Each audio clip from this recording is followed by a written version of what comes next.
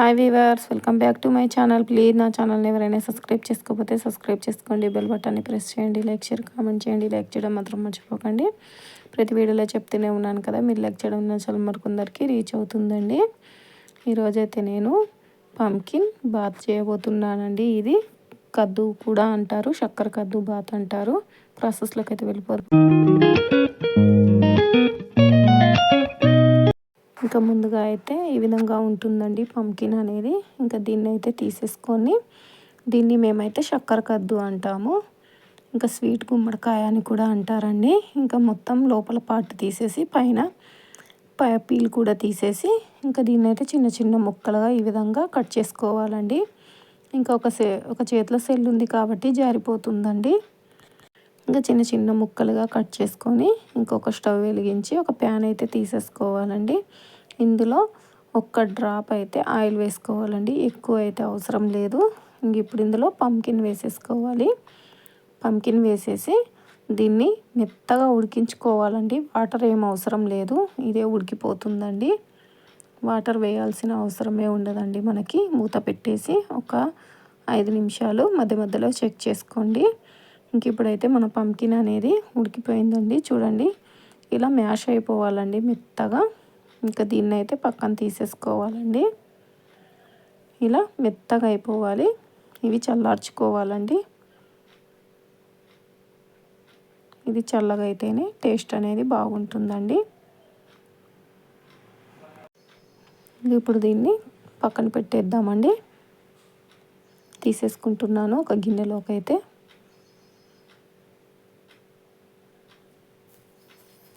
ఇప్పుడు ఇదే ప్యాన్లో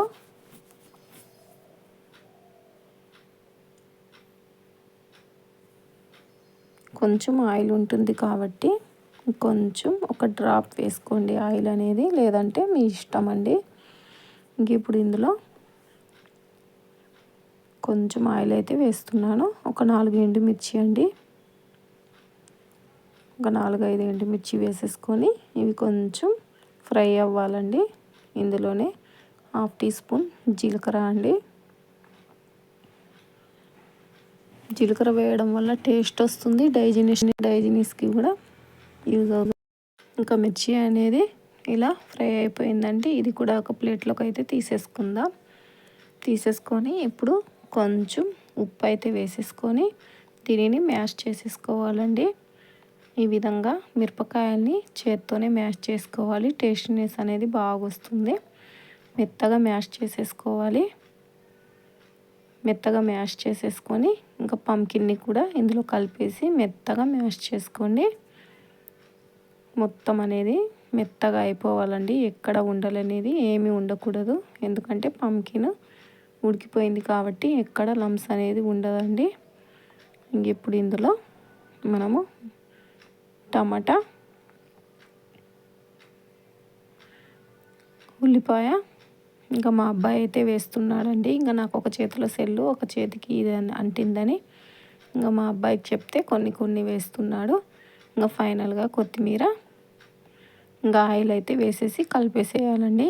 ఇంకా నేనైతే రైస్లోకి అయితే కొంచెం వేసేసుకొని టేస్ట్ అయితే చూస్తున్నానండి ఏ విధంగా ఉందో అని. మీకు కూడా నచ్చితే లైక్ చేసి కామెంట్ చేయండి ఎలా ఉందో.